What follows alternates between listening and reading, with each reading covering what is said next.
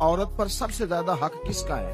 या रसूल अल्लाह सल्लल्लाहु ताला अलैहि वसल्लम जरा इरशाद फरमाइएगा, औरत पर सबसे ज्यादा हक किसका है? हुजूर जरा बतलाइएगा, औरत पर सबसे ज्यादा हक किसका है? तो ये किसी मुफ्ती का कौल नहीं, ये किसी दानश्वर की राय नहीं, ये उस महबूब का कौल है जिन्हें अल्लाह तबारक व तआला ने दुनिया में राहत और आराम देने के लिए मबूस फरमाया है। या रसूल अल्लाह सल्लल्लाहु अलैहि वसल्लम, औरत पर सबसे ज्यादा हक किसका है? तो हुजूर ने फरमाया उसके खामन का। उसी मजलिस में, उसी महफिल में वो शख्स उठ के नहीं गया, वही शख्स हुजूर से सवाल करने लगा, हुजूर तो मर्द पर हक किसका ज्यादा है?